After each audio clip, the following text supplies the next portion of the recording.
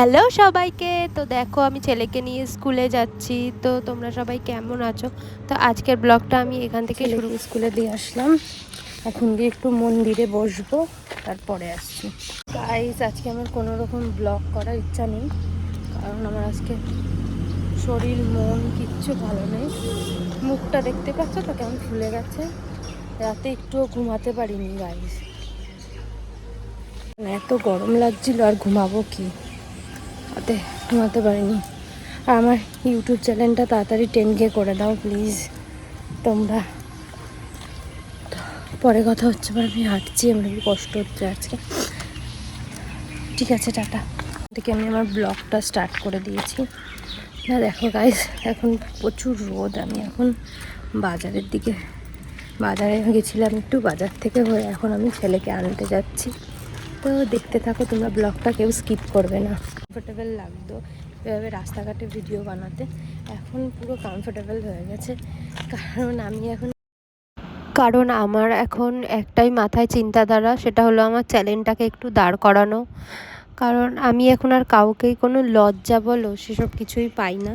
এখন আমার সেই লজ্জাটা নেই, যে আগে যখন ক্যামেরা উঠাতে গিয়েও আমার একটা লজ্জা লাগতো, এখন আর সেটা নেই। আর এই জায়গাটা দেখো কি সুন্দর না গাইস।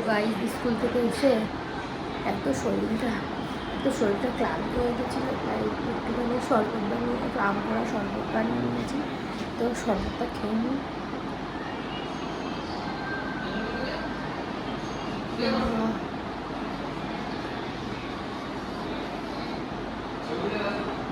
তোমরা একটু খাও।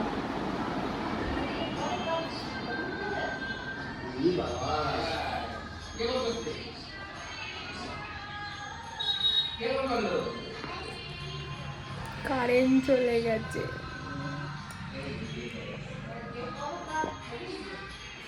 গরমের মধ্যে যদি কারেন্ট চলে যায়, তাই তো বুঝতেই পারছো গাইস।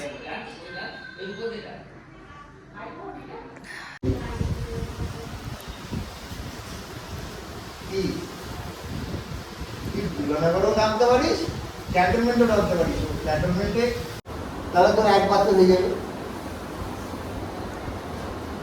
তোর ওই ইসে দিয়ে লাগবে। এখন বাজে দুপুর 12টা। এখন কে খায় পিৎজা? দেখো গাইস, এখন 12টা বাজে, এখন ও খাবে পিৎজা। মানে পিৎজা খাওয়া যে দেখিয়েছি, এখন রাত দিন 24 ঘন্টা শুধু পিৎজা খাবো। তোমার পিৎজা খেতে ভালো লাগে? দেখি, এদিকে ভালো লাগে হেবি। পিৎজাটা দেখি।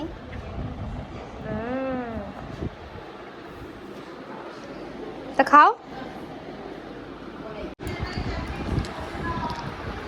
আমিও একটু খেয়ে নিচ্ছি এখন পিৎজা। দেখো সবাই, ও তো আর একা এতটা উদ্ধার করতে পারবে না, তা আমিও খেয়ে নিচ্ছি। আর দূরে নাও।